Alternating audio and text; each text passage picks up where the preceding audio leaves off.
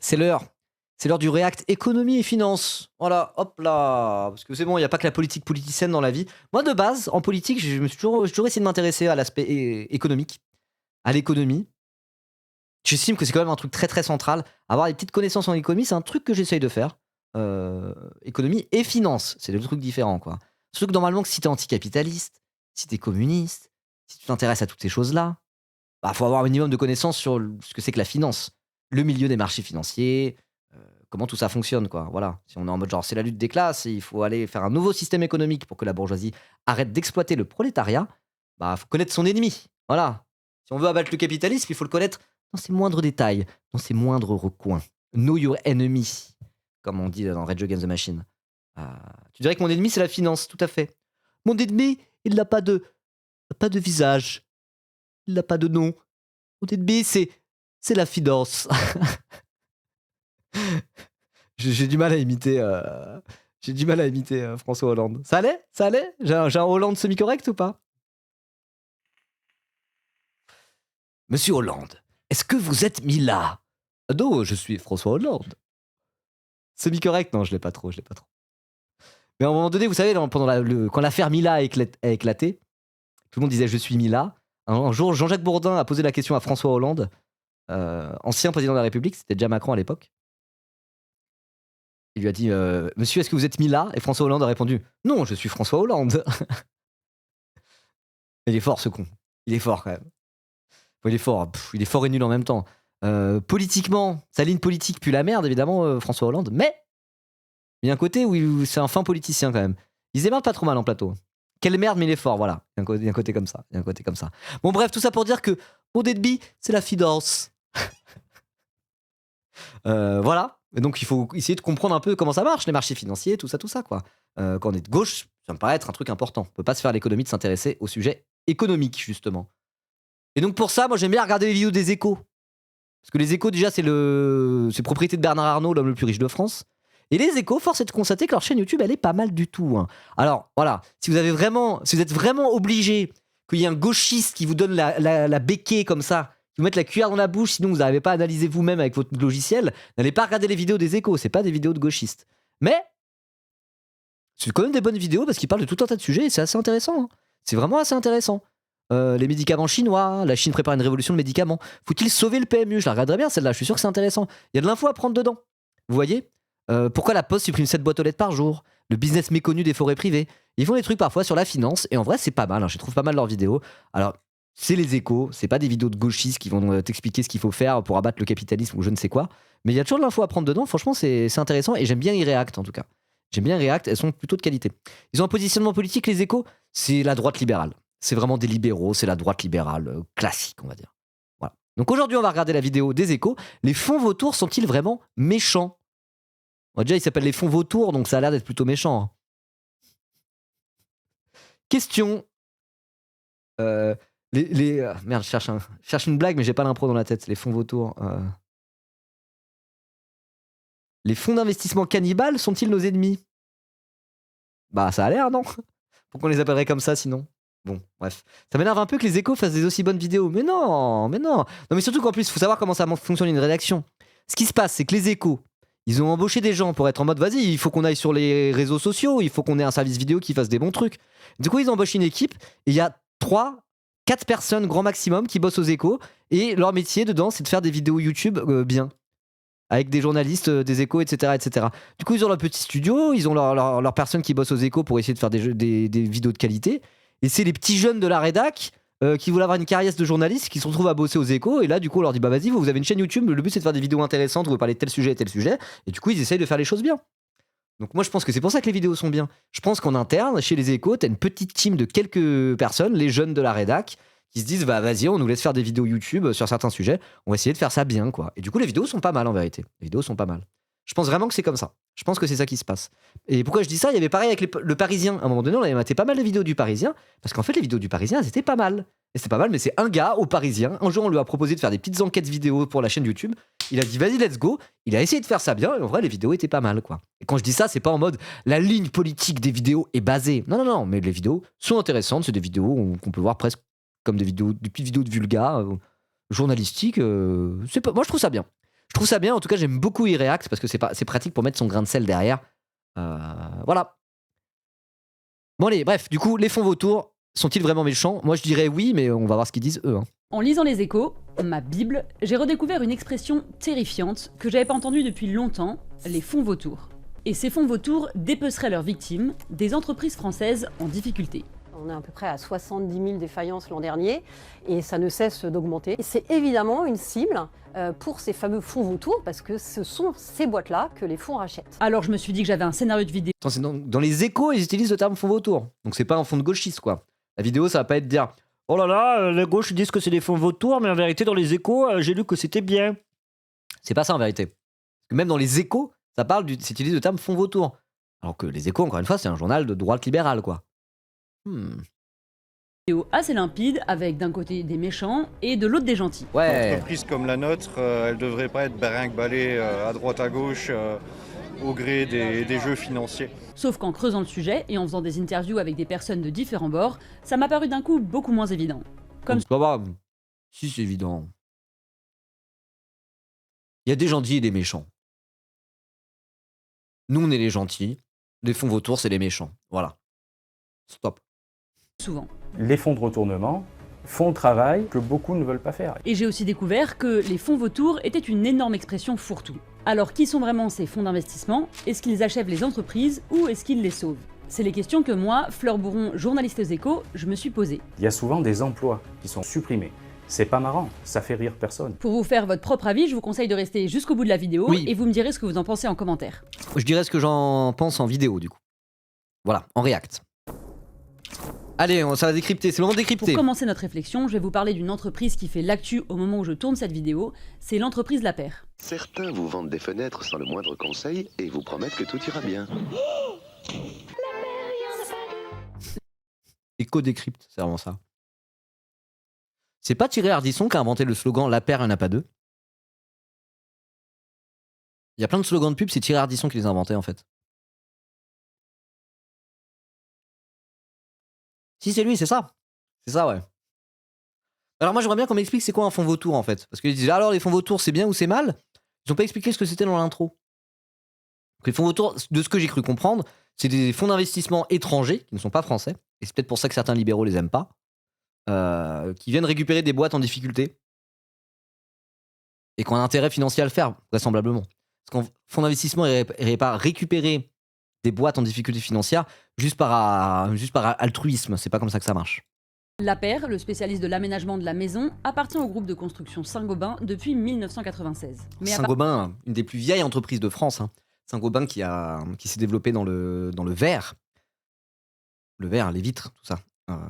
Ça a été fondé sous Louis XIV. Ça s'appelait pas comme ça à l'époque.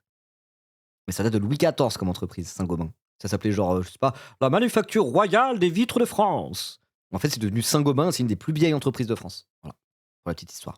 à partir de 2012, La maintenant, Paire c'est un perd empire, de quoi. l'argent et en 2020, Saint-Gobain décide donc de s'en séparer. Parmi les candidats au rachat, il y a un fonds allemand spécialisé dans la reprise d'entreprises en difficulté, Mutares. Même si eux n'utilisent pas ce terme, il est qualifié de fonds de retournement. Et c'est sur cette catégorie de fonds qu'on va se concentrer dans cette vidéo, je vous expliquerai pourquoi après. Attends, fonds de retournement ça fait un peu trop penser à détournement de fonds, non? C'est un peu bizarre. Hein. Leur métier sur le papier, c'est assez simple. Investir dans des entreprises en difficulté, les redresser puis les revendre plus cher en réalisant une plus-value. Mais ce qui est beaucoup moins simple, c'est les conséquences sur le terrain. Quand les salariés de La Paire apprennent que Mutares a déposé une offre de reprise, ils ont peur qu'on ferme des usines et des magasins. Si Moi, je suis un homme simple, je suis du côté 2 là. Je m'en bats les couilles. C'est plus compliqué que ça. Non, il y a un truc qui est pas compliqué, c'est que eux, c'est des travailleurs qui bossent ici, qui ont besoin de leur boulot pour littéralement nourrir leur famille, élever leurs enfants, rembourser leur crédit pour pouvoir habiter quelque part. Pour beaucoup, ils sont dans des coins, je sais pas où est l'usine, où ils vont pas retrouver un taf industriel comme ça du jour au lendemain. Certains sont à des âges où le marché de l'emploi veut déjà plus d'eux. Et en fait, les virer, ces gens-là, ces travailleurs-là, c'est foutre des familles entières dans la merde et dans la précarité pour des décennies à venir, très souvent. Donc en fait, le reste, je m'en bats les couilles. L'économie, elle devrait être censée profiter à ceux qui font tourner l'économie, c'est-à-dire les travailleurs. Donc moi, de le dire, c'est plus compliqué que ça, oui. Les choses sont compliquées. L'économie, la finance, c'est des choses qui sont complexes. Mais moi, il y a un truc qui est pas très complexe, c'est que si Vincent Grisard, salarié de menuiserie industrielle appartenant à La Paire, dit je vais perdre mon emploi, on est du côté de Vincent Grisard, salarié de la menuiserie industrielle appartenant à La Paire. Et toute notre réflexion, toutes nos analyses doivent partir du fait qu'il y a ce gars-là qui va perdre son emploi et qu'il faut l'éviter. Voilà. On continue à fermer tout ce qui est tissu industriel en France, où nos enfants vont travailler, parce que tout le monde... Désolé, je parle la bouche pleine. Ça s'entendait là que j'ai parlé la bouche pleine? Ou pas? Ou ça va? Je suis plutôt habile pour parler la bouche pleine, je commence à avoir l'habitude. ne sera pas Sans que ça ingénieur, s'entende. tout le monde ne finira pas dans un bureau un jour. Ça va, ok. Et petit arrêt sur image, regardez bien les t-shirts des salariés de la paire. Pixmania, Artmadis, ce sont des sociétés déjà reprises par Mutares, et pour elles, l'histoire s'est mal terminée avec des centaines de licenciements. En 2021, Mutares rachète donc la paire pour 1 euro symbolique. Le fonds allemand s'engage à y investir 20 millions d'euros, et de son côté, Saint-Gobain laisse 245 millions d'euros de trésorerie à l'entreprise. Mais 5 ans plus tard, le redressement promis par Mutares n'a pas eu lieu, et le fonds cherche de nouveau un repreneur. Attends, 245 millions de trésorerie? Remarque, non, c'est pas suffisant pour assurer une rente à tous ces salariés qui perdent leur taf du jour au lendemain. Non. Pour la paire. Vous vous posez peut-être ces questions. Salut Kovacic, Que s'est-il bienvenue, passé bienvenue. Et que sont devenus les 245 millions d'euros? Figurez-vous que des députés se sont demandé la même chose. Dans une commission d'enquête parlementaire qui a duré plusieurs mois, ils ont interrogé Mutares et aussi plein d'autres gens du secteur. C'est très peu, non? Je me rends pas compte de la taille d'un groupe comme la paire. Mais 240 millions, un quart de milliard de trésorerie? Je pense pas que ça soit spécialement peu, hein. Non, il me semble pas que ça soit peu, hein. Ça fait quand même pas mal d'argent de côté. On a vu des milliers d'emplois détruits. Donc par... Aurélie Trouvé, députée française de LFI. Bien sûr, que vous connaissez, elle, c'est une des LFI qui bosse pas mal sur les sujets économiques, notamment sur tout l'arc, sur tout l'arc petit patron, n'est-ce pas? C'est Aurélie Trouvé qui est pas mal sur ce dossier-là. Quand Mélenchon a été voir le lobby de l'industrie de je sais pas quoi, là, il y a pas très longtemps, il a été avec Aurélie Trouvé. Voilà, ça fait partie de celles qui bossent sur les questions économiques. Et vraiment économique en mode, pas finance publique, quoi. Vraiment économie, quoi. Économie, travail, voilà quoi. Parce que Éric Coquerel, c'est leur monsieur finance publique. Elle, c'est plus madame économie, quoi. Voilà. Par des effets de prédation par des fonds d'investissement. Je suis d'ailleurs allée à l'Assemblée nationale pour assister à la présentation de ce Pas du team disagrees? Ah, sur le truc des patrons et tout? Oh, mais peu importe, c'est pas grave, mais c'était pour décrire qui elle est, quoi. Voilà. rapport. Il fait près de 250 pages et s'appuie sur des heures d'audition. Les députés ont notamment interrogé un salarié de la paire et il n'est pas très tendre envers Mutares. Les vraies décisions ne se prennent pas avec les gens qui sont sur site. On était en mars 2025, on se scandalise parce qu'il y a eu 12 millions de fees Mutares qui ont été décaissés à cette date. Ça a été une forme de déclaration de guerre. De quoi parle-t-on exactement? D'une pratique très critiquée, des facturations de frais de conseil et de management réalisées par le fonds de retournement. Ici donc Mutares. En 4 ans, Mutares a facturé 20 millions d'euros à l'enseigne. Le rapport de l'Assemblée nationale arrive même à 54 millions d'euros supplémentaires, un montant qui n'a pas été confirmé par Mutares. Les murs de l'entreprise ont été vendus pour 135 millions d'euros pour récupérer du cash, et en parallèle, la paire a aussi bénéficié d'aides publiques. Ces montants sont importants, et ça interroge quand on voit le régime drastique que le fonds a imposé à la paire depuis sa reprise. C'est 80 à 100 millions d'euros. Ils ont vendu les murs de l'usine, mais ils l'ont vendu à qui? Un autre fonds encore? Je comprends pas. D'économies par an, la fermeture de 9 magasins et d'une usine, plusieurs plans sociaux peut-être pas avec été quelques attentif. 200 suppressions de postes et des départs non remplacés. Au total, les effectifs ont baissé de 30%. Oh Et le waouh, chiffre non, d'affaires- 30% c'est beaucoup. Un tiers de la boîte qui se fait dégager les plans sociaux comme ça là? Vous imaginez? Un employé sur toi qui se fait dégage. Ça c'est le séisme que c'est dans une entreprise. Je peux vous dire que les syndicats là ils avaient des trucs à faire. Hein. Waouh. Ils ont peut-être juste vendu le bâtiment à une autre boîte. Ouais bah oui c'est ça. Mais bon enfin, ça me semble assez évident que Mutares là ils étaient là pour se faire du pognon et dans tous les cas, à minima, les salariés et les travailleurs étaient une variable d'ajustement qu'ils allaient revoir à la baisse. Ils étaient pas là pour sauver l'emploi quoi. Parce qu'on pourrait dire oui mais regardez, il y a un fonds qui arrive. C'est ça où on fait faillite et tout le monde perd son boulot. Si on se revend très cher un fonds qui est là pour se faire des centaines de millions de bénéfices, ils en sauveront quand même quelques-uns, donc c'est bien. Oui, sinon on peut juste essayer d'avoir un système économique qui fonctionne sans briser la vie d'un tiers d'une boîte dès que ça va pas, quoi, non? Lui, s'est dégradé. Et c'est pour ça que certains qualifient ce fonds de prédateur. Bah Mutares ouais. concentre le plus de critiques car C'est celui qui a le plus, on va dire, entre guillemets, de moyens. C'est un des plus gros fonds. Marion Kindermans est journaliste aux Échos, elle suit les PME et les ETI, elle a travaillé sur les fonds de retournement et a interviewé Mutares. PME, c'est les petites et moyennes entreprises, et ETI, c'est les entreprises de taille intermédiaire. Voilà. C'est un fonds allemand qui est coté à la bourse de Francfort, qui fait 6,5 milliards d'euros de chiffre d'affaires et qui rachète ces boîtes sur fonds propres. C'est un des seuls à être capable de faire ça. La France est vraiment son terrain de chasse, c'est son deuxième marché après l'Allemagne. Et il a racheté par exemple 25 entreprises depuis 2015. Alors pourquoi la France est-elle un terrain de chasse Attends, mais le mot est fort. Hein. Excusez-moi. Terrain de chasse. Le mot est fort en vrai. Donc bon, ça a l'air d'être un fonds vautour, tout ce qu'il y a de plus vautouresque, non? privilégié pour ses fonds.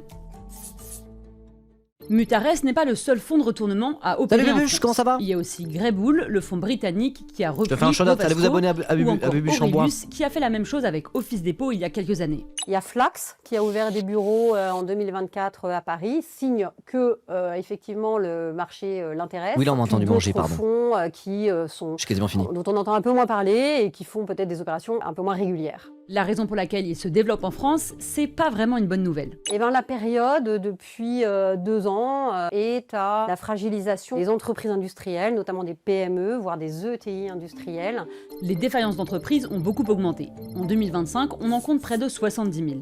L'immense majorité sont de très petites entreprises et n'intéressent pas les fonds de retournement. Selon l'Association des investisseurs en retournement, seulement 1% des entreprises en défaillance sont dans leur cible. Nous étudions en permanence et en ce moment même probablement une vingtaine ou une trentaine de dossiers qui nous ont été présentés par différents acteurs. Henri-Pierre Garnier est le président de Mutares France. J'avoue Bébuche, on est en train de parler de vautours, c'est pour ça que t'es arrivé?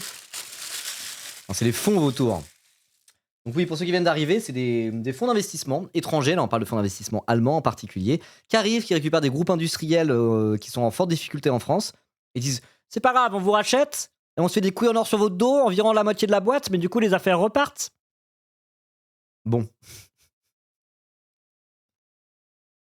Il a été convoqué par la commission d'enquête de l'Assemblée nationale. J'ai sollicité de mon côté Mutares, mais ils ont refusé de me parler. Cela ne veut pas dire que nous irons au bout, puisqu'en moyenne, nous faisons 2 à 3 acquisitions de sociétés par an en France. Ces dossiers, en fait, ils sont de nature très variée, puisqu'il s'agit pour la plupart de sociétés industrielles dans des secteurs très divers, comme la chimie, qui est un secteur particulièrement touché aujourd'hui, le transport, des pièces automobiles, puisque les équipementiers automobiles sont en grande difficulté aujourd'hui en France. Et c'est notamment parce que ces entreprises sont fragiles que les méthodes choquent. Je vous ai déjà parlé des frais de conseil facturés par Mutares. Mais il y a aussi les dividendes versés aux actionnaires. En 2025, Mutares leur a versé 47 millions d'euros.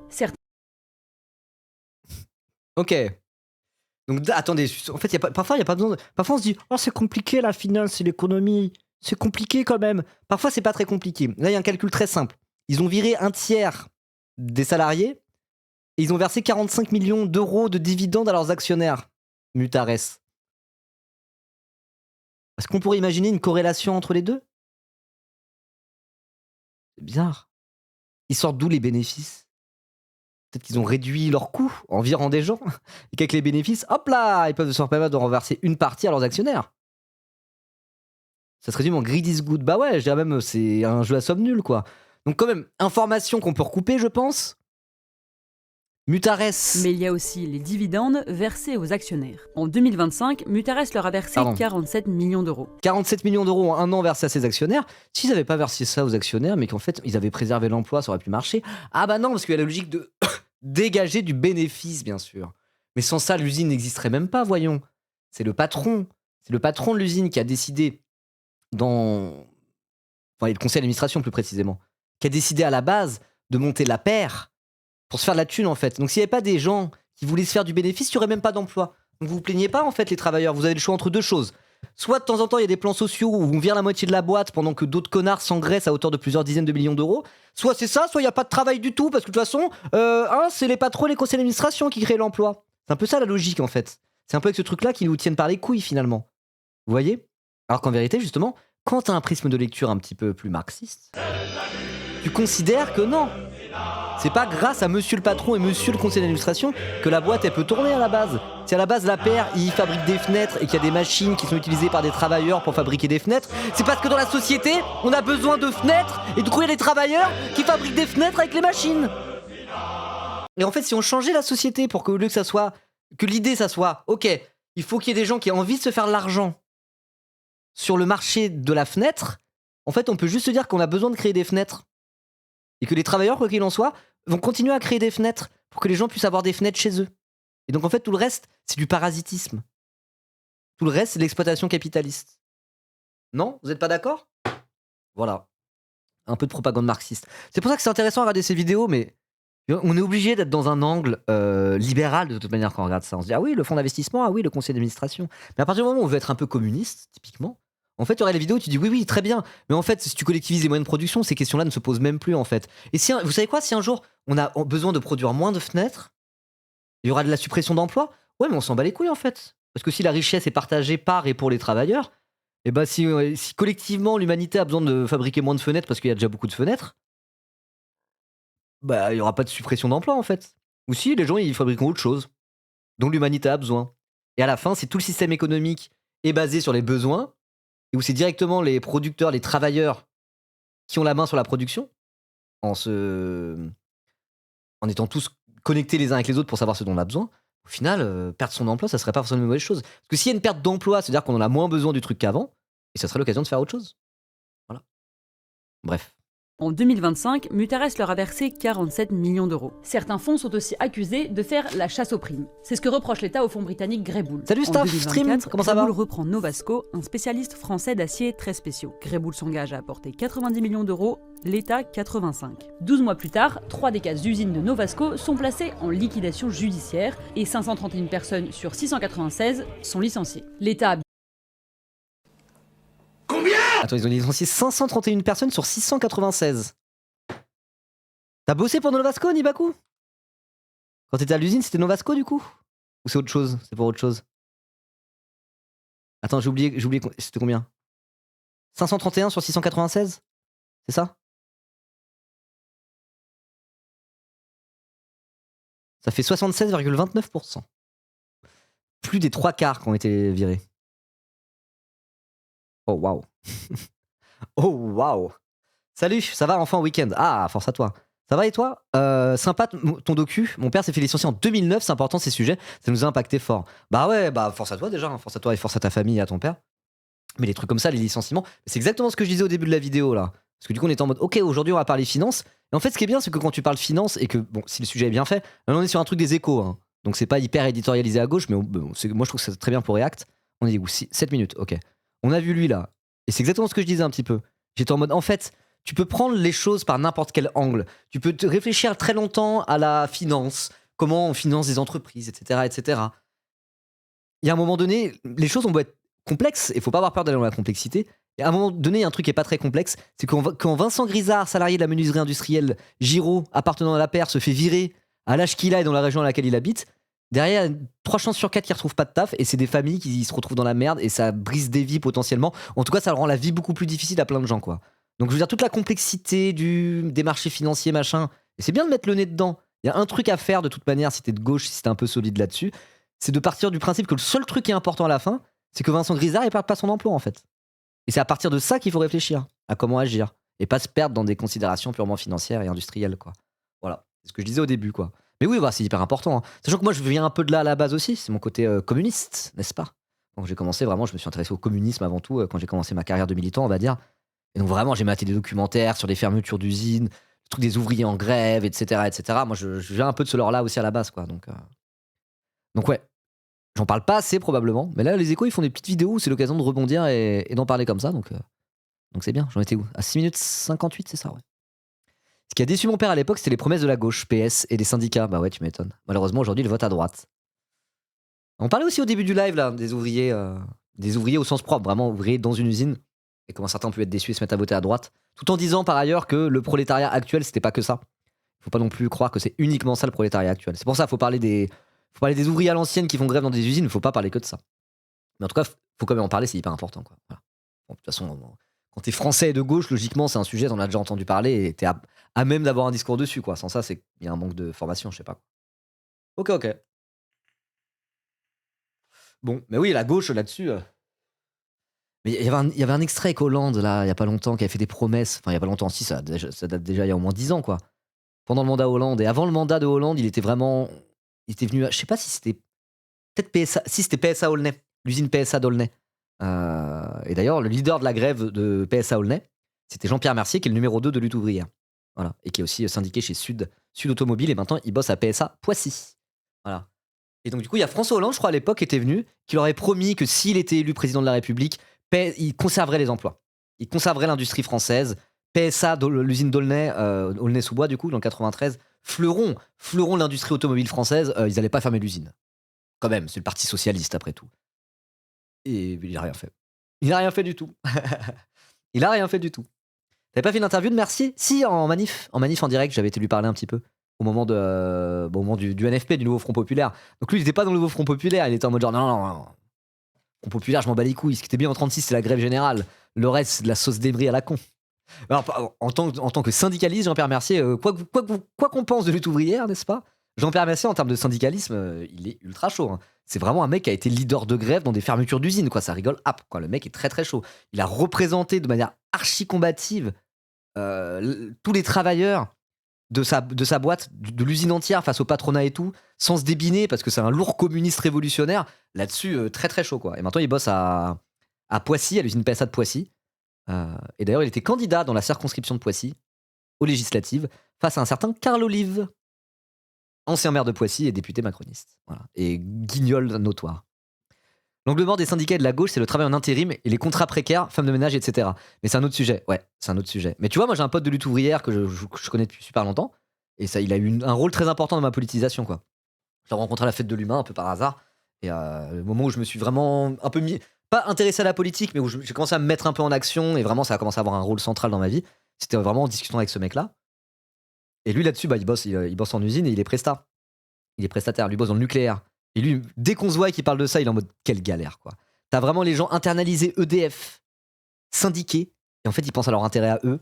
Et on n'arrive pas à faire la jonction entre les intérimaires, qui sont pas internalisés dans la boîte, qui sont souvent enchaînés CDD et tout, et les syndicalistes de la boîte EDF qui bossent là depuis 20 ans, quoi. Il est en mode les seuls qui sont syndiqués, les seuls qui luttent de temps en temps, au final, c'est des gars qui sont pas vraiment déplanqués, mais c'est des gars qui ont leur propre intérêt de mecs en interne qui bossent là depuis 20 ans.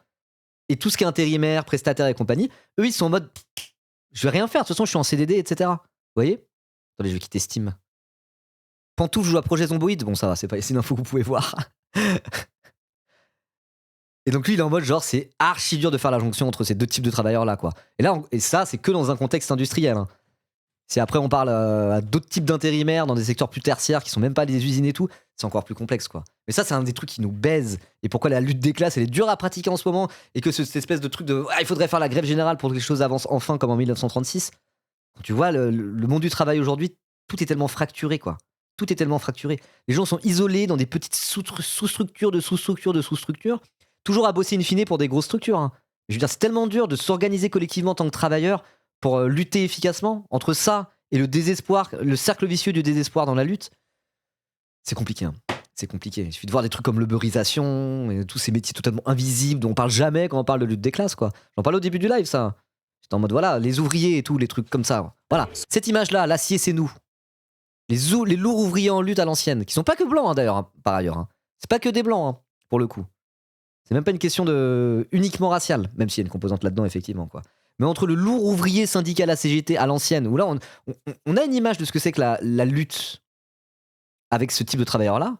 Mais je veux dire, à côté de ça, je répète ce que j'ai dit au début de live, quoi. À côté de là, il y a des Français sans papier, travailleurs des plateformes qui sont tout autant le prolétariat, peut-être même encore plus, que t'as des daronnes africaines qui se lèvent à 4h30 du matin pour aller nettoyer les bureaux des cadres dans Paris avec des horaires hachés. Pas possible. Genre, on n'a même pas d'image de comment ce prolétariat-là, ces travailleurs-là, ils se mettent en lutte, quoi. Donc, je veux dire, si t'as même pas d'idée de ce qu'il faut faire, bah, comment tu fais pour te mettre en action, quoi? Vous voyez? Et comment tu fais pour faire la jonction entre tous ces groupes de travailleurs qui sont pas en contact les uns avec les autres. Vous voyez? C'est une merde pas possible. Hein. C'est pour ça, c'est un peu désespérant d'être communiste en 2026. Mais en même temps, si t'es suffisamment intelligent et que t'arrives un peu à capter le truc, tu dis que c'est pas perdu. Parce que le truc de la lutte des classes, c'est toujours aussi pertinent que ça l'a toujours été, quoi. Voilà. Mais bon, c'est la classe ouvrière ou la classe travailleuse plutôt, elle est en constante évolution. Et déjà, je redis vraiment ce que j'ai dit au début du live. Hein. La première étape, c'est d'être à jour par rapport à ça et de pas se tromper sur ce que c'est que le prolétariat, de pas avoir d'image faussée ou encore pire d'image fétichisée. Voilà. Chez mes parents, les intérimaires, c'est les noirs et les arabes et les CDI plutôt les blancs, ça divise encore plus. Bah de fou, vient se rajouter à tout ça une division raciale du travail. Ça, j'en ai aussi parlé en début de live en parlant du BTP, la division raciale du travail dans le BTP, quoi. Pour quelqu'un qui travaille dans le BTP, tu prends un blanc, un fils d'immigré, mais quand même blanc, typiquement portugais, polonais, italien, des noirs et des arabes français et des noirs et des arabes, souvent plus noirs pour le coup, Afrique subsaharienne, sans papier, immigrés là, qui viennent d'arriver. Tu regardes les métiers qu'ils font dans le BTP, bah, tu la vois extrêmement bien la division raciale du travail, quoi. Et t'es en mode genre, oh waouh, c'est un délire, hein. C'est un délire.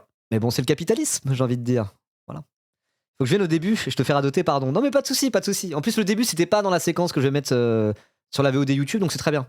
En vrai, c'est bien de regarder un truc des. Tu vois, c'est très très bien. Regarder un truc des Échos où ça parle des fonds vautours qui ferment des usines et partir en tunnel sur la lutte des classes et les ouvriers, etc. Très bien. Très très bien. Au contraire, tu viens d'améliorer la séquence. Merci.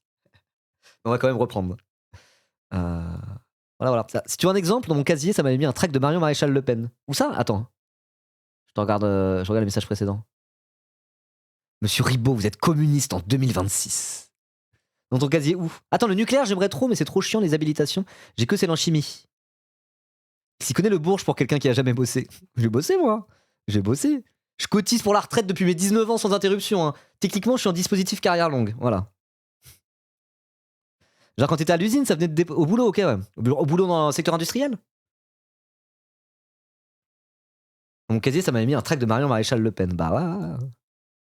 Mais ça, j'en parlais avec Onibaku il y a pas longtemps. Hein. Il m'avait dit, moi, quand je bossais à l'usine, au niveau conscience de classe, c'était pas trop ça. Hein. C'était pas les lourds ouvriers bien rouges, là, qui sont là avec leur masse, prêts à aller faire la révolution. Hein. Il était en mode genre, il y avait une vision extrêmement individualiste, avec il y en avait quelques-uns qui avaient une place un peu mieux que les autres, et du coup, qui avaient une vision hyper individualiste, à pas perdre le tout petit privilège qu'ils avaient.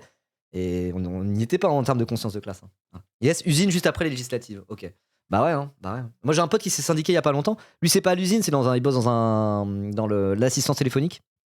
Donc c'est un call center quoi. Alors après c'est call center relativement haut de gamme, mais pour vous dire il doit gagner les 1500, 1600 euros par mois et ça fait 3 ans qu'il bosse dans la boîte, il a eu aucune augmentation. C'est un métier précaire. C'est vraiment un métier précaire. Mais lui c'est pas non plus du... Si c'est du travail à la chaîne quoi, mais vous voyez c'est...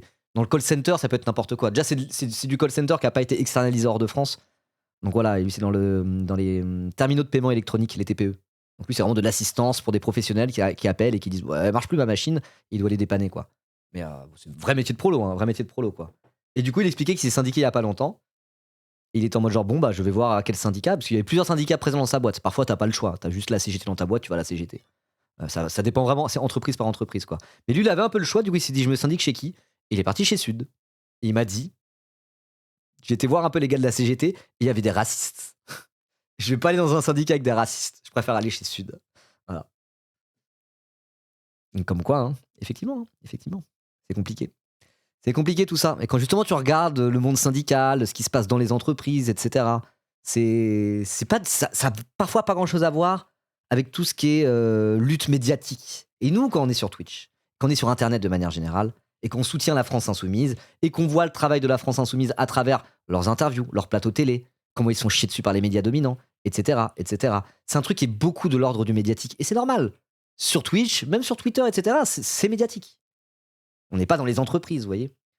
C'est pas non plus faire du porte-à-porte. Ça veut pas dire que c'est de la merde et que ça sert à rien, évidemment. Mais je veux dire, on a un certain angle par rapport à tout ça, quoi. Et je veux dire, ce qui se passe dans les entreprises, parfois, c'est très différent, quoi. C'est très différent. C'est une manière d'appréhender la politique, de voir la politique, mais aussi de comprendre la politique, qui est hyper différente de quand tu es dans un cadrage quasiment purement médiatique à travers Internet, de la réaction à l'actualité et souvent militer pour la France Insoumise en faisant bloc à travers le torrent de merde qui se prennent par les médias. Vous voyez? Donc c'est pour ça. Parlez à vos potes qui sont syndiqués. Ça fait du bien. Allez, on reprend. 3 des 4 usines de Novasco sont placées en liquidation judiciaire. Alors je finis juste là-dessus. Sud, seul bon syndicat aujourd'hui. En termes de ligne politique, de centrale nationale, d'approche. En termes purement politiques, ouais, je suis d'accord. Sud, c'est mon syndicat préféré. Là-dessus, ils sont archi solides sur tout un tas de sujets différents. Après, encore une fois, dans le cadre d'une entreprise, c'est différent. Il y a des entreprises, il n'y a pas Sud. On en pense quoi la CFDT? La CFDT, en termes de centrale syndicale et ligne politique, c'est un truc de compromission avec le patronat et ça dégage, c'est de la merde, la CFDT. Mais une fois qu'on a dit ça, t'as plein de boîtes en France où en fait, les gars où il y a la CFDT et les gars qui sont la CFDT dans une entreprise précise, ils sont ultra déter. Ils font des grèves. Ils se laissent paniquer par le patronat. Ils lâchent rien. Ils sont combatifs de zinzin. Et à côté, t'as des mecs de la CGT, c'est des planqués de merde qui gardent leurs petits privilèges. T'as des boîtes où c'est comme ça. T'as des boîtes où c'est l'inverse. Ça dépend vraiment. Là, les syndicalistes qu'ils ont montré tout à l'heure, le mec qui était interviewé, c'est un mec de la CFTC, la Confédération Française des Travailleurs Chrétiens. C'était avant tout quoi, ce gars-là? C'était un leader syndical pendant une grève par rapport à un rachat par un fonds vautour, ou c'était un mec de la CFTC? Dans ce contexte-là, c'est avant tout un syndicaliste en lutte. Parfois, le syndicat qu'il y a derrière, c'est pas ça qui va définir le plus, quoi. Il n'y a que Infopolis qu'on ne pourra pas défendre chez les syndicats, oui. Alors, je parle des syndicats de travailleurs, je parle pas des syndicats policiers ou des syndicats patronaux. Ça, c'est encore un truc un peu différent. Mais dans les syndicats de travailleurs, c'est vraiment c'est branche par branche, entreprise par entreprise. Il n'y a pas de règle. Il n'y a pas de règle. Parfois, c'est la CGT dans la boîte qui est incroyable et la CFDT pue la merde. Parfois, c'est l'inverse. Voilà. Et après, tu as tout l'aspect politique, national, où là c'est différent. Et là, le mieux, c'est Sud. Je suis d'accord. Bon, allez, on reprend. 531 personnes sur 696 sont licenciées. L'État a bien versé ses 85 millions, mais Greboul seulement 1,5 million d'euros. Et encore une fois... Oui, je finis juste... tout ce que je dis là, je sais très très bien que si j'avais jamais été pote avec ce gars de lutte ouvrière, que je m'étais pas formé politiquement aussi auprès de Coco à l'ancienne, de communistes révolutionnaires à l'ancienne, avec tous les défauts qu'ils ont, bah, j'aurais pas ces connaissances-là. Là, tout ce que je viens de vous dire, je serais resté beaucoup plus en surface, quoi. Ça, c'est des trucs que j'ai appris auprès d'un gars de lutte ouvrière et auprès de ce genre de parti, quoi. Donc c'est bien. Moi, je pense que ce parcours politique, ça fait de moi un meilleur militant, quoi. Au final, c'est juste que, bon, voilà. Faut ni être un Coco à l'ancienne fermé d'esprit, ni être quelqu'un qui n'a aucune connaissance de tous les sujets un peu à l'ancienne, classiques, du monde du travail quand on est de gauche en France. Le but, c'est d'aller voir un peu ce qui se fait partout, s'imprégner de tout pour essayer d'être complet et de comprendre comment le monde fonctionne, quoi, finalement. Mais voilà, là, j'aimerais faire quand même un petit SO à lutte ouvrière. Si n'avais pas été là, j'aurais pas pu vous dire tout ça. Premier degré. C'est ton sensei? Non. Je dirais pas que c'est mon sensei. Ça l'a été à un moment donné, mais en vrai, non. Après, voilà, quoi. Ça m'a pas empêché de voter Mélenchon en 2017, alors que quand j'étais vraiment à fond avec lui, c'était plus vers 2016. Pour vous dire, j'ai donné 20 balles pour la campagne de Nathalie Arthaud en 2016. J'étais en mode lutte ouvrière maxing, même si j'étais pas au parti. Et 2017, j'ai voté Mélenchon quand même. Si ça a été mon sensei, j'aurais rejoint Hello, ce que je n'ai pas fait. Mais c'est quelqu'un qui a été très important dans ma politisation. Très important. Boule seulement 1,5 million d'euros. Et encore une fois, on ne sait pas trop où est parti l'argent. Et 20 ans d'ancienneté, c'est mon 4e redressement judiciaire. Une entreprise comme la nôtre, elle ne devrait pas être brinque-ballée à droite à gauche au gré des jeux financiers. Si l'État se décide à poursuivre Greboul en justice, le fonds n'a pas l'air d'avoir eu des comptes à rendre jusqu'ici. Sans doute qu'il faudrait mettre en place des mécanismes un peu plus contraignants dans l'accompagnement de ces plans de reprise. Mutares est lui sous le coup d'une enquête du parquet de Dijon pour un potentiel délit de banqueroute dans la reprise d'une autre entreprise. Bon, des petits gates liés à Mutares ou à... Mais non! Hasard de dingue! La vidéo, c'est les fonds vautours sont-ils vraiment méchants? C'est les Échos, hein, journal de droite, libéral. Pour l'instant, la réponse a l'air d'être quand même plutôt oui. Hein. Je sais pas ce que vous en pensez. Peut-être qu'on est biaisé parce qu'on est des gauchistes, mais bon. Faut avoir des trottes, des stalles, des anards et des confus anti-impérialistes dans son entourage et on fait sa tambouille comme ça. Tu viens de décrire le Twitch de gauche, Onimaku, c'est la gauche internet, c'est magnifique. Non mais oui, voilà, c'est ça. Faut pas... Après, chacun de trouver son truc, quoi. Et puis il y a aussi ce côté-là où je trouve, faut savoir se faire un peu confiance les uns les autres aussi parfois. Et faut pas essayer de faire semblant d'être ce qu'on n'est pas, quoi. Moi, typiquement, non, j'ai pas dit des pigmentaux. Moi, typiquement, voilà, je suis un Français blanc, petit bourgeois, etc., etc. Je vais pas faire semblant d'être ce que je ne suis pas, quoi. Moi, ce qui m'a amené à la politique, c'est plus les questions économiques, etc., etc. Mais c'est aussi mon parcours dans le monde du travail qui disait je m'ennuie et j'ai l'impression de passer à côté de ma vie. Je me suis politisé plus à travers les questions de lutte des classes, un peu à l'ancienne et tout. Je vais pas être forcément le mec, l'avant-garde organique du mouvement décolonial, et c'est normal, quoi. Donc chacun a sa place avec ses qualités, on se fait confiance et on avance ensemble, quoi. Voilà. Hello sur l'anti-impérialisme, ils sont basés. Non mais ça dépend du truc. Si, non, Onibaku. Toi pour le coup t'es un sale de merde, donc dès que ça rapproche le trotskisme de près ou de loin, tu pètes un câble. Mais c'est vraiment pas les pires, hein, sur l'anti-impérialisme. Il y a certains trucs où en vrai ils ont une base solide. C'est juste que toi t'es à fond là-dedans, quoi. Toi t'es à fond là-dedans. T'es un peu trop à fond là-dedans même parfois. Mais non, en vrai ça va. En fait il y a des trucs sur l'international et l'anti-impérialisme où ils sont éclatés, hello. Mais de manière générale, je trouve que ça va. Hein. Pour un parti français, ils sont assez solides. C'est juste qu'il y a certains cas de figure où ils calent leur truc de lutte des classes sur absolument tout et ça rend bête, quoi. Typiquement Israël et la Palestine. Ah, tu veux dire sur antimilitarisme? Ok, oui. Anti-impérialisme, c'est vrai que c'est bon. Mais même les trucs là-dessus où ils sont quand même assez based, quoi. Ils rentrent pas dans la propagande atlantiste ou je ne sais quoi, ils sont pas là-dedans, quoi. Ils sont pas là-dedans. C'est juste que parfois ils ont des manières extrêmement naïves de décrire l'international Et c'est un peu chiant, quoi. Mais bon, sur l'international, je préfère Hello à Révolution Permanente, hein, typiquement. Voilà. Allez, on reprend. Dans la reprise d'une autre entreprise. Bon, des petits gates liés à Mutares ou à d'autres fonds de retournement, il y en a eu d'autres. Maintenant, il faut quand même remettre les choses en perspective. Le retournement d'entreprise en France reste un marché assez niche. On parle d'une trentaine de dossiers de reprise par an pour des entreprises de plus de 300 salariés. Et les investissements y restent assez faibles. En 2024, 37 milliards d'euros investis en fonds propres et infrastructures dans les entreprises qui vont bien, et moins de 100 millions d'euros pour les entreprises en difficulté. Et Mutares n'est qu'un des membres de la grande famille des fonds d'investissement qui s'intéressent aux entreprises fragilisées. Il y a beaucoup d'autres acteurs qui utilisent d'autres techniques, comme les fonds qui rachètent les dettes d'entreprises en difficulté, c'est le cas de l'américain Oaktree par exemple. Mais en général, les grands fonds d'investissement ne se limitent pas à une seule stratégie. Un même acteur peut faire de l'achat à effet de levier, du capital développement ou encore du retournement d'entreprise. C'est pour ça qu'il n'existe pas de catégorie officielle de fonds vautours, et c'est ça qui est complexe à comprendre dans ce sujet. Mais attends, mais c'est normal. Il y a pas de catégorie officielle de fonds vautours. Ah bon? Catégorie officielle, ça sera genre, ouais, nous Oaktree, entreprise américaine, on a un fonds vautour, ouais. C'est comme ça. Venez les actionnaires, on a un fonds vautour. Ils vont pas le dire tel quel. Mais bon, c'est des fonds prédateurs, c'est des fonds d'investissement qui viennent non pas... Mais attends, je suis en train de capter un truc. Est-ce que tous les fonds d'investissement seraient pas des fonds vautours par essence, en fait? Est-ce que c'est pas le propre de l'économie capitaliste financiarisée que les fonds d'investissement soient prédateurs par nature? C'est vrai, moi je suis d'accord avec les Échos. Les fonds vautours sont-ils vraiment méchants? Non, c'est pas une question de fonds vautours, c'est une question de fonds d'investissement en fait. Les fonds d'investissement sont méchants, oui. Mais les fonds vautours sont pas plus méchants que les autres finalement. Mais c'est comme le truc des super profits. Oh, il faut taxer les super profits. Non, faut taxer les profits.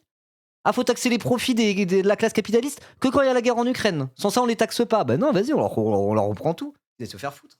Un peu pareil, quoi. Les fonds vautours, oui, c'est les pires fonds. Et d'ailleurs, on remarquera qu'ils parlent pas de fonds d'investissement français. Non! Si c'est français, ça va. Si c'est des Français qui sont des fonds vautours avec d'autres pays plus pauvres que la France, là, ça va.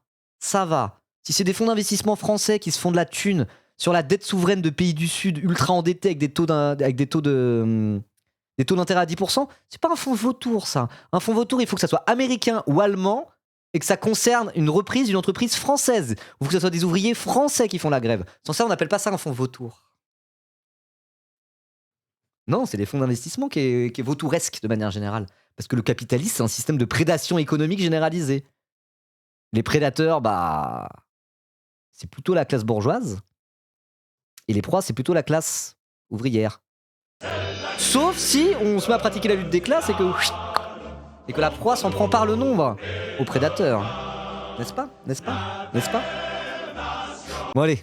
Qualifie souvent a posteriori un fonds de vautour, non pas en raison de sa nature, mais pour la façon dont il intervient dans certaines opérations. Ça veut dire qu'un même fonds peut être vautour sur un dossier et pas sur un autre. Et c'est pour ça que dans cette vidéo, on a décidé de se focaliser sur Mutares et sur les autres fonds de retournement qui sont des vautours plus facilement identifiables en France. Et quand on regarde le passif de Mutares, on comprend que les salariés s'interrogent sur les bienfaits de son existence. Mais est-ce que ces fonds de retournement, eux, doutent de leur utilité?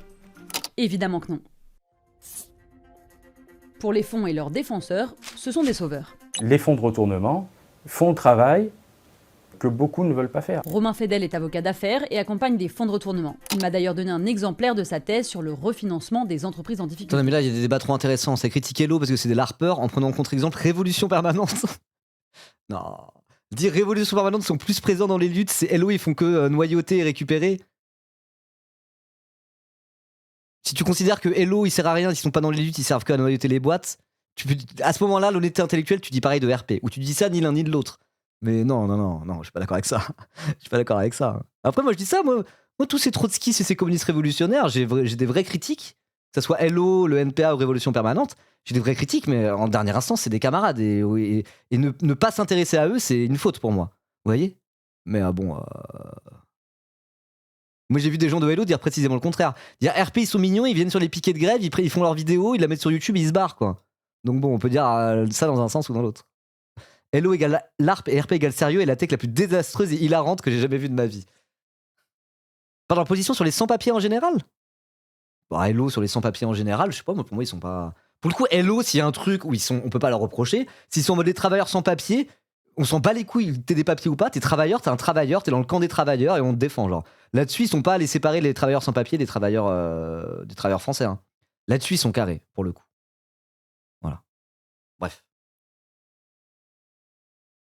Genre RP fait pas de la récupération, leur surnom c'est pas pour rien. Récupération permanente. Bah, moi, encore une fois, hein, j'aime bien RP parce que je considère que c'est des camarades, etc. Je dis pas ça pour les attaquer gratuitement, mais c'est des critiques que j'ai vu beaucoup de gens dire.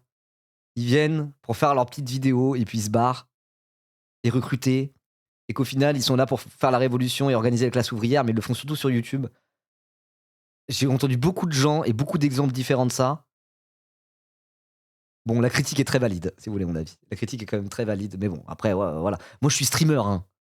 Donc, je vais pas non plus faire trop le malin. Si la critique que j'ai envers quelqu'un, c'est de dire, ouais, ils sont là pour faire des vidéos YouTube et pas organiser le prolétariat, mais qui suis-je pour parler? Je suis streamer, hein, donc voilà. Mais après, qu'on ait des communistes révolutionnaires qui fassent à la lutte à un niveau qui est aussi médiatique, c'est pas une mauvaise chose en soi. C'est pas une mauvaise chose en soi. Mais bon, du coup, voilà. Oui, le truc du TOR et tout, j'avais cet exemple-là en tête et d'autres. Notamment pendant les manifs contre les réformes des retraites. Au moment où c'était en mode viens Lordon, grand intellectuel, viens on va aller sur un piquet de grève pour prendre des photos. Lordon il est arrivé, il était en mode genre la révolution va éclater, je l'ai écrit dans mon dernier livre. Il se barrait et puis les travailleurs ils les avaient vu passer quoi, vous voyez, il y a des trucs un peu comme ça. Bah, forcément malgré tout, mais il y a des vraies critiques à faire là-dessus. Après, est-ce que tous les communistes révolutionnaires ne seraient pas, à leur manière, tous un peu des larpeurs les uns comme les autres? Oui, tous à leur façon. Mais bon, LFI c'est pas des larpeurs aussi? Ouais, Bompard sur le plateau de l'UMA qui sort oui, non, si on est anticapitaliste, je vous assure, oui, vous penserez à voter pour Jean-Luc Mélenchon. C'est pas un peu du LARPing aussi? Nous autres, qui menons la bataille culturelle sur Twitch.tv, relire Antonio Gramsci, on n'est pas un peu des LARPeurs aussi? La politique, très vite, quand t'es à fond dedans, très vite, c'est un peu du LARPing, entre guillemets. Voilà, LARPing, ça veut dire Live Action Roleplay. T'es en train de dire que les élites de gauche ne comprennent plus les bases ou l'inverse? Par rapport à leurs dons? Non, c'était par rapport à RP précisément, de dire que bon... Après, moi, j'aime bien leur nom, encore une fois. Mais il y a un côté où aller à fond dans les luttes, si c'est juste pour aller voir des piquets de grève et dire yes, force à vous et faire un petit discours, est-ce que c'est vraiment organiser le prolétariat comme ce genre de parti communiste révolutionnaire prétend le faire, quoi. Voilà. Après, que les bases soient déconnectées que la base des travailleurs soit déconnectée des élites de gauche, c'est pas un souci en soi. Le problème, c'est plus quand les élites de gauche sont déconnectées de la base et que c'est eux qui ont toute la parole. Ça, c'est un vrai problème, en tout cas. Voilà. Après, je dis ça encore une fois, je suis streamer à succès sur Twitch.tv, donc là-dessus, je suis bon pour faire mon autocritique aussi, hein. Voilà. Pour les fonds et leurs défenseurs, ce sont des sauveurs. Les fonds de retournement font le travail que beaucoup ne veulent pas faire. Romain Fedel est avocat Il est d'affaires. bien ce React, en tout cas. Désolé, hein, je fais que couper. Là, ça se met que à parler avec le chat et pas React à la vidéo, mais je trouve que la séquence est bien. On parle de plein de sujets intéressants. C'est chouette. Pour les fonds et leurs défenseurs, ce sont des sauveurs. Les fonds de retournement font le travail que beaucoup ne veulent pas faire. Romain Fedel est avocat d'affaires et accompagne des fonds de retournement. Il m'a d'ailleurs donné un exemplaire de sa thèse sur le refinancement des entreprises en difficulté. C'est bien simple, je l'ai dévoré. Ça a toujours été comme cela. Dans des affaires médiatiques dans les années 70, 80, 90, où les hommes d'affaires, avec leur groupe, quel qu'il soit, reprenaient des entreprises en difficulté et les revendaient quelques années plus tard, une fois redressées, en faisant beaucoup de plus-value, il faut savoir qu'à la base, ces entreprises-là, qu'ils reprenaient, personne n'en voulait. Personne. Et quand ils les reprenaient, les milieux économiques riaient et disaient « ça va pas durer ». Attends.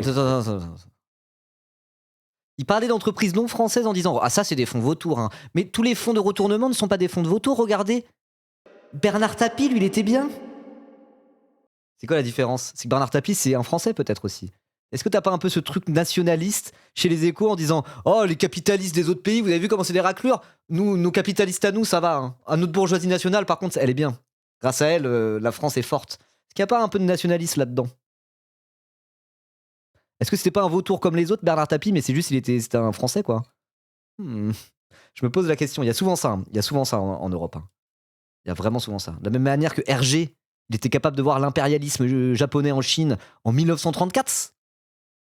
Et à côté de ça, l'impérialisme belge au Congo, il en faisait la promotion, quoi. Il voyait la paille dans l'œil de son voisin, mais il voyait pas la poutre dans l'œil de la sienne, dans son œil à lui. Bref, relire Jésus-Christ dans la Bible. J'ai plus la citation exacte, j'ai pas lu le livre. Merci Von DC pour les 100 bits. Merci beaucoup. Le seul gaucho basé en économie, je plane? Non, c'est pas vrai. Je suis pas le seul gaucho basé en économie. Je suis même pas si basé que ça. Enfin si, j'ai 2-3 datas, quoi, voilà. Mais... Je vais pas défendre Hello, c'est mal me connaître. Ah mais oui, je voulais juste répondre à ça vite fait. Pardon. MDR, je parle depuis le terrain des luttes de sans-papiers et LFI-RP et le NPA aident vraiment sur le plan des luttes. Et Hello, ils en avaient rien à faire, que ce soit dans les luttes des mineurs pour les collectifs de sans-papiers et même de travailleurs sans-papiers, mais anyway. Alors après, je pense que ça dépend aussi où, quoi. C'est un peu ce que je disais avec les syndicats. Quand c'est des luttes sur le terrain, j'imagine que ça dépend aussi de... t'es pas sur tous les terrains qui existent en France pour ça, quoi. Après, peut-être que là où t'étais, t'avais des gens de LFI, RP, NPA qui aidaient et Hello, ils en avaient rien à foutre. Ça, je contredis pas ta parole. Mais de manière générale, est-ce qu'on peut appliquer ça à absolument toutes les luttes et tout? J'en suis pas franchement convaincu. Voilà. Mais bon, après, je sais pas. Il n'y aura rien. Et parfois, une reprise par un fonds de retournement, ça fonctionne. Et quand ça fonctionne, évidemment, on en parle beaucoup moins. Mutares a par exemple repris l'entreprise française de sidérurgie Clésim en 2021 et l'a remise sur les rails après 10 ans de perte. Au passage, le fonds a fait un x10 quand il la revend en 2025. Les pourcentages de réussite de Mutares sont totalement... Désolé, je lisais encore le chat. Ils ont viré des gens ou pas? Moi, c'est ça qui m'intéresse. En adéquation avec les chiffres du secteur. Aujourd'hui, quand vous reprenez 5 entreprises en difficulté, il y a un dossier qui est sauvable. Ce qui choque le grand public aujourd'hui, c'est que le grand public se rend compte que quand on restructure des entreprises, il y a souvent des emplois qui sont restructurés, c'est-à-dire des emplois qui sont supprimés. C'est pas marrant, ça fait rire personne. Qui accepte non, mais ce qui fait, parce qu'à la limite, des fonds d'investissement rachèteraient des usines, il y en a une sur 5 qui est sauvable. Bon, ok. Mais comment ça se fait qu'ils sont fait de la thune sur les 5 usines? C'est ça qui dérange en fait. Ils sont en mode de genre, non, regardez, parfois le fonds d'investissement, ils ont vraiment réussi à sauver cette usine pour de vrai, c'est reparti. Ouais, super, très bien, merci. Mais sur les autres usines qu'on finit par fermer, ou alors vous avez viré la moitié de la masse salariale, comment ça se fait que vous êtes fait des dizaines de millions d'euros au passage, aussi sur les usines que vous n'avez pas réussi à sauver? C'est ça qui est un peu étonnant. Est-ce qu'ils ne seraient pas en train de se justifier en disant parfois ça marche, hein. Oui, parfois ça marche. Mais si le but, en dernière instance, c'est de se faire de la thune, et s'il faut se faire de la thune en virant des gens et en brisant le vie de famille entière, ils le font, quoi. Voilà. Et parfois, il se trouve que ça relance la boîte pour de vrai, trop bien. Bon, bah, leur objectif premier à ces fonds d'investissement, c'est de se faire de la thune. Et là-dessus, que l'usine coule derrière ou pas, je pense que c'est le cadet de leurs soucis. Hein. Voilà. Investir. Je te nationaliserais tout ça, moi ça irait plus vite, exactement. Voilà. Si directement les travailleurs qui reprenaient les moyens de production, on se poserait pas la question. Là où le risque est maximal, là où d'autres ferment la porte. Parler de prédation pour qualifier l'action des fonds de retournement, c'est ignorer les 8400 emplois maintenus, les sites relancés, les savoir-faire préservés. Et parfois, les fonds se chargent du sale boulot pour éviter aux entreprises de se salir les mains. Quand on fait appel au service d'un fonds de retournement, c'est parce qu'il y a du sale travail à faire, comme on dit. Et quand une entreprise qui veut se délester d'une partie de son activité et qui sait qu'il va y avoir des mesures de restructuration fortes, difficiles à prendre, notamment en termes d'emploi, elle ne veut pas forcément salir sa réputation, pour X raisons, et elle préfère s'en remettre à des professionnels, à des spécialistes des restructurations, et notamment les fonds de retournement. Et encore une fois, là, il a un angle mort, c'est qu'il ne dit pas que ces fonds de retournement se font de la maxi-thune au passage, quoi. Enfin, ça serait comme défendre les types de DRH qu'on appelle des killers. Vous connaissez cette expression? C'est un type de profil de DRH. C'est des DRH qui sont appelés dans des boîtes à bosser uniquement pour appliquer des plans sociaux et virer un maximum de gens. Ils servent un peu de fusible, quoi. S'ils arrivent, ils virent tout le monde et après ils se barrent. Du coup, ça leur retombe jamais vraiment dessus parce que c'est pas des gens qui étaient dans la boîte avant, quoi. Des gens qui sont là pour faire le sale boulot. Voilà, les cost killers, c'est ça. Et c'est un profil de DRH qui existe, qui est comme ça. Donc ce serait comme dire oh, mais ça va, eux, ils sont là pour faire le sale boulot. On se manque qu'il y en a pour faire le sale boulot. Mais quand tu veux faire le sale boulot, ça te permet de te faire encore plus de thunes que le DRH précédent et d'aller fermer les entreprises et les vies à détruire pour un chèque. On peut parler de ça aussi. C'est aussi ça le problème, non? Non? Peut-être pas, hein. Peut-être qu'il faut juste être pragmatique et puis c'est le capitalisme, c'est comme ça. Même l'État qui passe des deals un peu particuliers. On nous a glissé que ça lui arrivait. DRH égale Bravem égale Macron, oui. Alors je suis tout à fait d'accord avec cette take. T'as mis 3 choses qui allaient bien ensemble. D'aider un fonds à reprendre une entreprise, mais en échange, il demande à ce fonds de le débarrasser de 2 dossiers un peu pourris. Et si les entreprises ou l'État se tournent vers des fonds étrangers, c'est que la France n'a pas grand-chose à proposer. On n'a pas assez de fonds vautours en France. C'est peut-être ça le problème.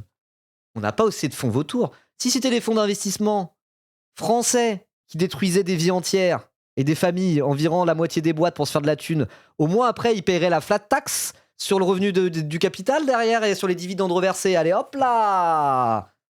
Non, c'est ça le problème en fait. Il faudrait des fonds vautours français. Ça, c'est exactement ce que je disais au début. Quand c'est des Français, ça les dérange pas. Quand c'est des Allemands ou des Américains qui font ça en France, là, ça les dérange.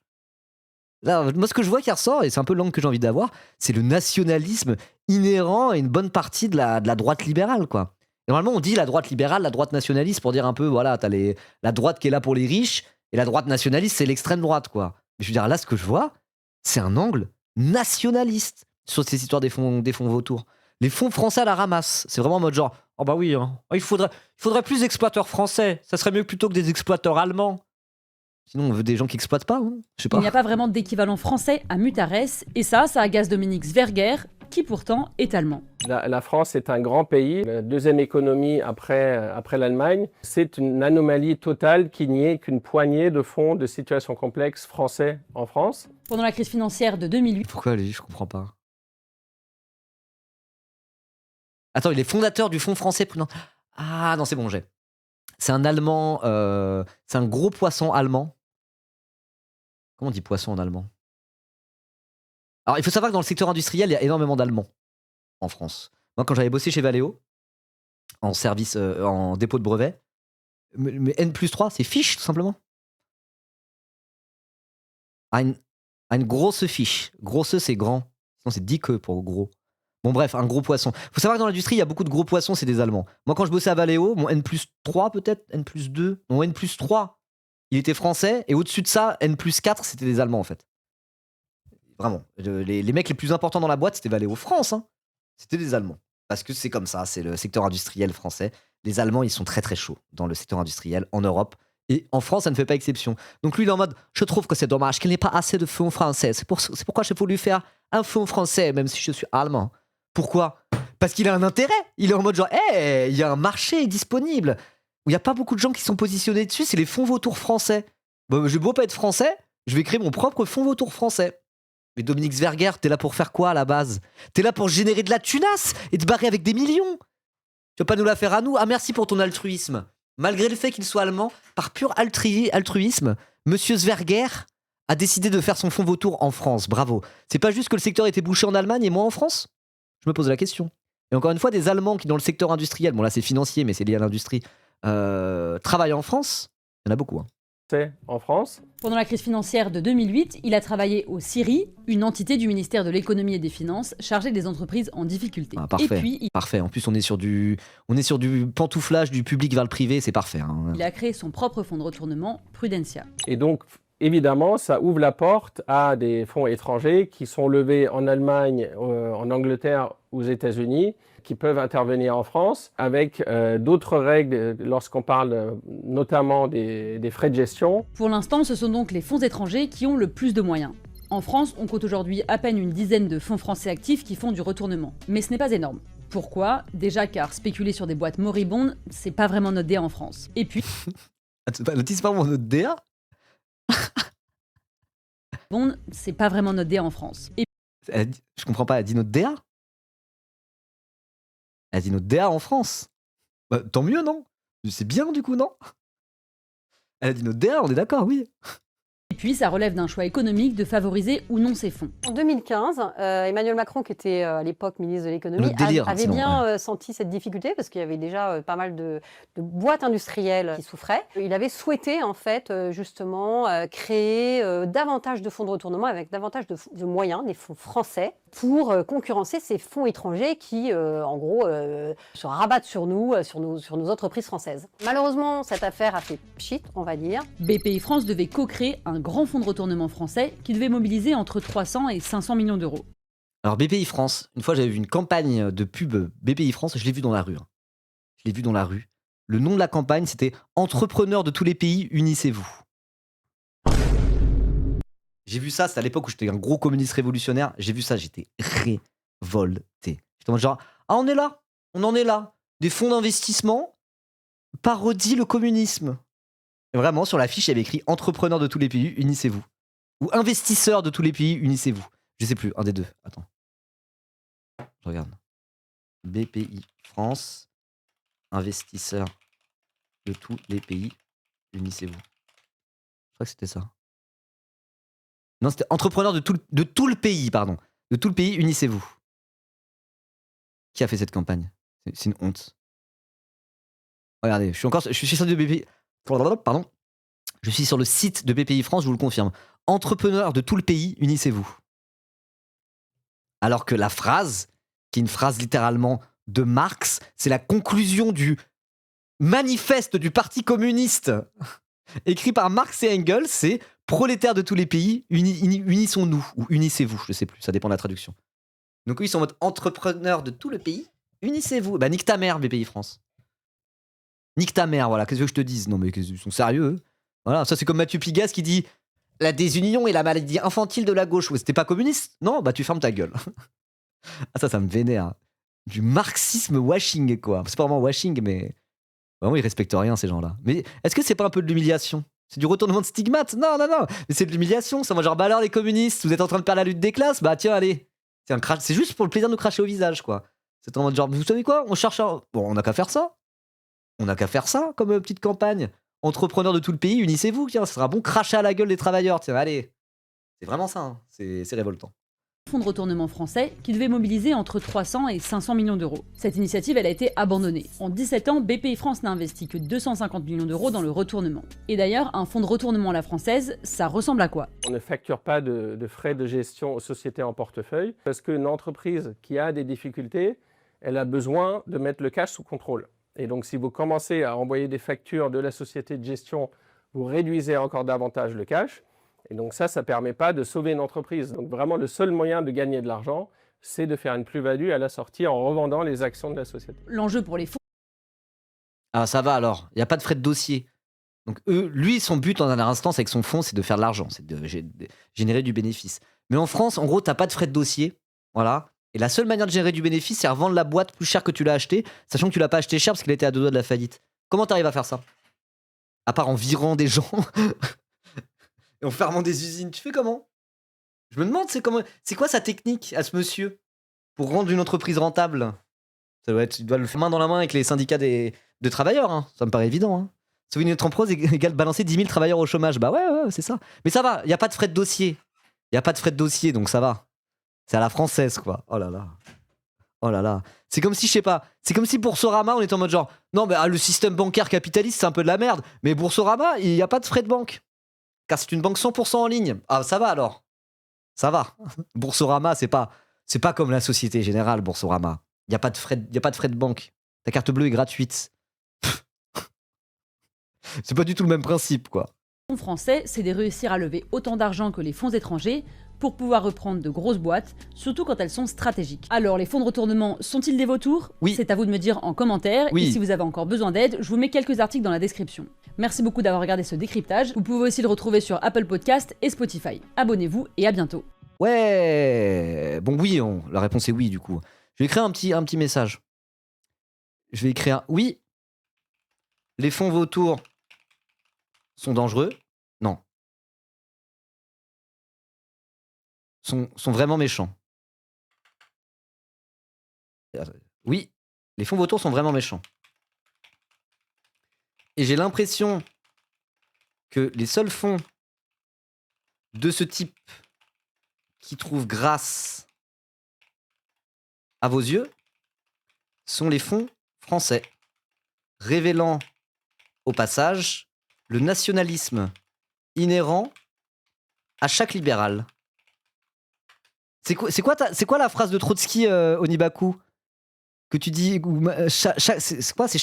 Il y a un Hitler dans chaque entrepreneur, mais tous les entrepreneurs ne sont pas capables de devenir Hitler.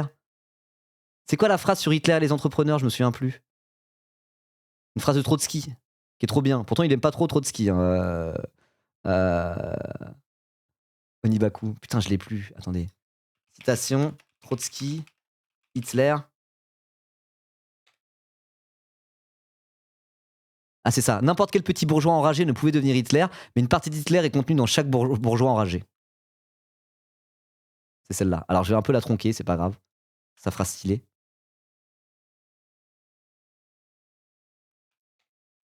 Hop là. N'importe quel bourgeois, je vais se mettre bourgeois, ne pouvait devenir Hitler, mais une partie d'Hitler est contenue dans chaque bourgeois.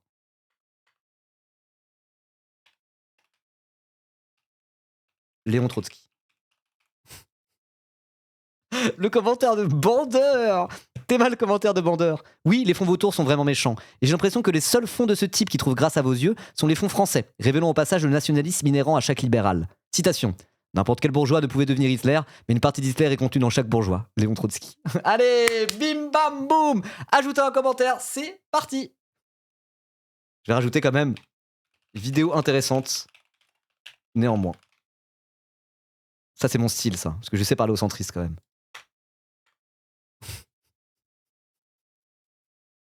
Bandeur, mais pas trop. Bandeur, mais courtois quand même. Bandeur, mais un peu bourgeois quand même. Un peu, ce petit truc un peu de... voilà.